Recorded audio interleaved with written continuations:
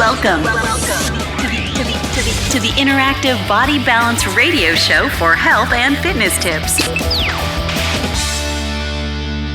All right, here we go. Welcome back to Interactive Body Balance Radio. I'm your host, Mike Dasick, and thank you guys so much for joining our show today. From around the world, we talk health, fitness, nutrition, and personal development. All right, hope you guys have been doing well.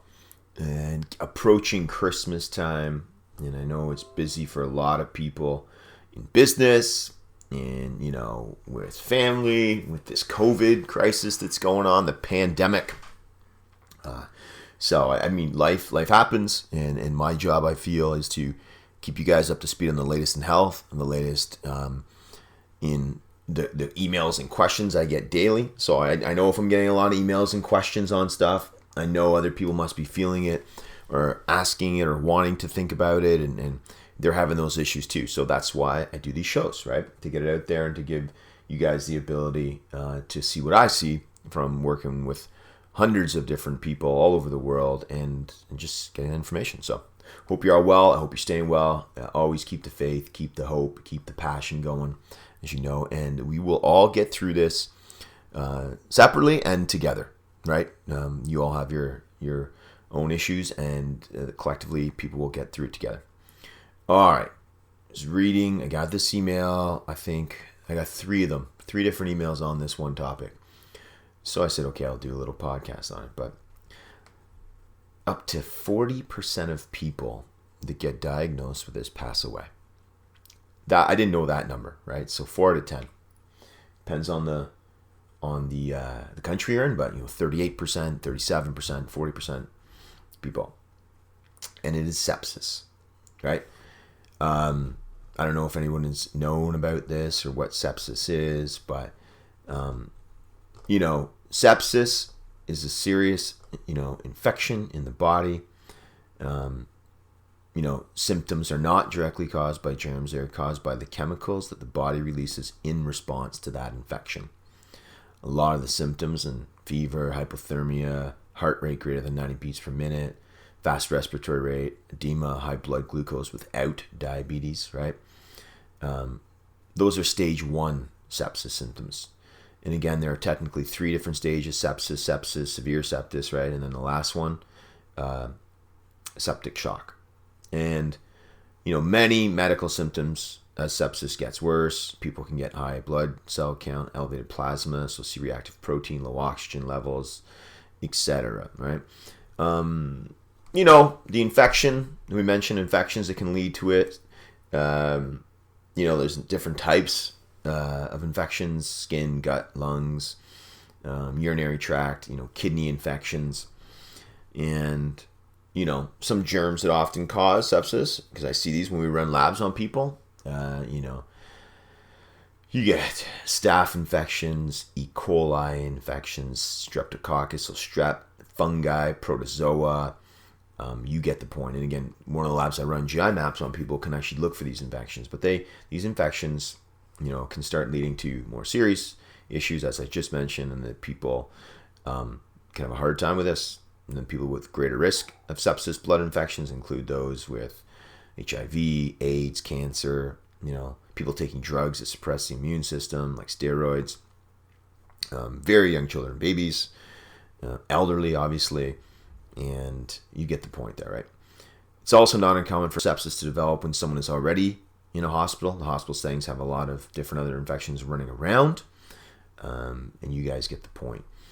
The reason why I'm talking about sepsis today, not because I get the emails and people who've had it or ways to treat it, is because obviously there's a lot of infections that are going on with COVID, and a lot of them, it's hard to even identify what's COVID, what's a sepsis infection, what is going on. So not only is, what I'm going to give you good and appropriate for you to, get over it, but it's also good for many other illnesses, right?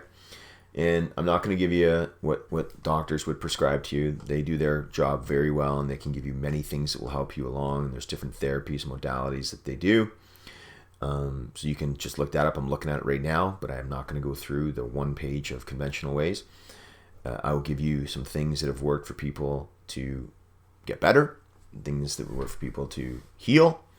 And I always have to say this when I'm doing a very, medical podcast or, a health podcast. I'm not your medical doctor. Always consult your medical doctor first. They're your primary care physician. I'm just giving you information to make your body more robust, to make you healthier, to make you heal better, and also in working with many, many clients and patients for many, many years, but also many of the peers in this field have discussed this and other ways to help out. You can augment your current protocol from your doctor. You can do whatever you want. That's up to you. Again, always seek that advice first. You guys know vitamin C. Gotta get vitamin C, right? Get lots of it. You can get it from citrus fruits, as you know, enhances your immunity and your immune system. There's also scientific research conducted by Lawson Health Research Institute at the University of Ontario that found the effectivity of high-dose vitamin C injections were remarkable for improving the survival rates in mice, but it still was pretty high by using vitamin C injections. Another one here, turmeric. I've talked about it before. It's great at fighting any form of infections. It plays a vital role in helping, reduce the severity of the sepsis. And again, apart from increasing protein levels in blood for combating the infection, turmeric also acts as an anti-inflammatory agent, helps in curbing the pain, swelling, redness.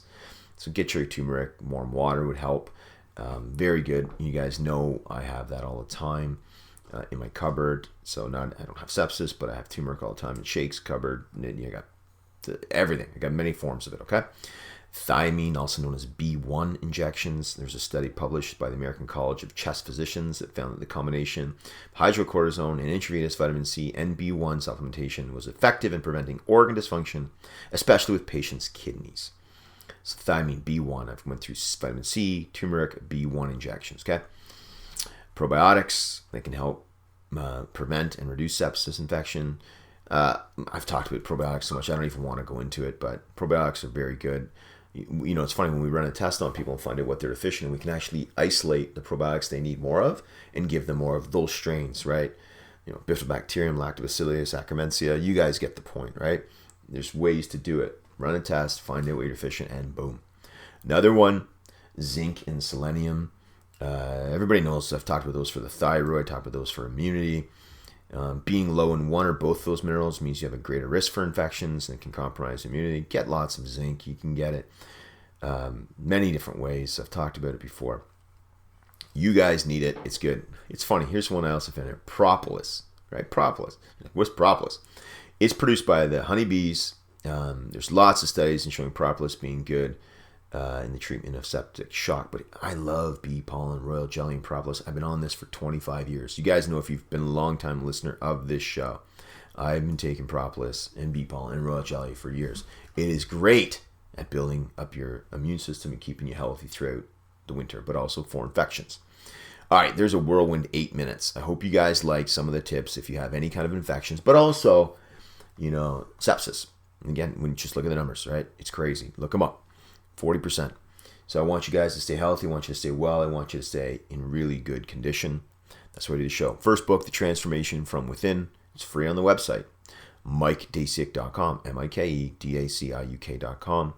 InteractiveBodyBalance.com.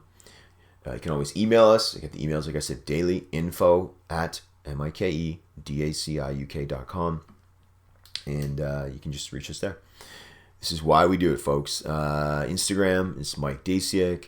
Facebook is Mike Daciuk or Interactive Body Balance. Twitter is Mike Daciuk. We're on social media, obviously YouTube, my name as well.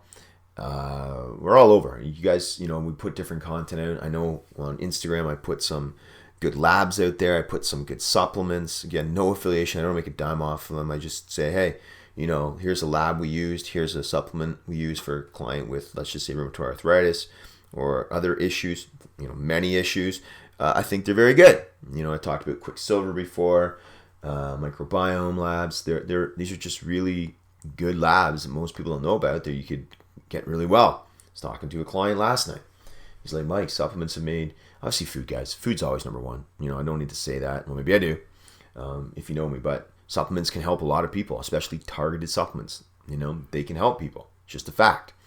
I like, number one, I always go for, right? Lifestyle. It's just every podcast, but true. Lifestyle, food, all that stuff matters. Sleep, working out, training, that's all primary. It's all number one. But if you need supplements, they do work for people that are having issues in some specific areas. That's why I bring it up. Or how do you test? I get this question, Mike, how do I test if I have this issue? How do I know if I've got these issues? I can't find any lab here, especially in Canada, that can find out what my issues are. That's another good thing. All right, we can find out what labs would work for you based on your issues, right? Either your data or your symptoms. All right, what do I tell my kids every day? Angels, these are my angels. As you know, boys and girls, number one, you got to work hard. No substitute for hard work. You got to work hard. You got to put in the reps, the time, the hours. Doesn't matter. You got to put in the work, the skill. You got to learn, right? You got to learn. Put in the work. Do the work. Number two, add value. You find people have a skill set listening to the show. You're so gifted in so many ways. You probably don't even know some of them. Add that value to the world. Give the world your skill set, right? We need to hear it. We need to see it. We need to understand it. Share it. Number three, help other people. Go out of ways to pull out chairs, open doors. I always say this, give up your seat, give up your time. So volunteer if you can, give effort to people, give up your money. So give to donations. It's Christmas. Please, if you can, sponsor a family, give money to kids in need. We got a real soft spot for kids, obviously, or single moms, people that are struggling. Give if you can, folks. All right. That's all I ask. And number four, smile and have some fun. So when all the business is done, and hopefully it's done soon, we are going to smile and have some fun, right? That could be tobogganing, going outside. It could be, I know it's COVID time, so you can't really party, but you get the point. Lots of stuff you can do. All right, go have some fun. Light it up, all right? Live with passion, live with purpose, live with intent, and I'll talk to you guys real soon.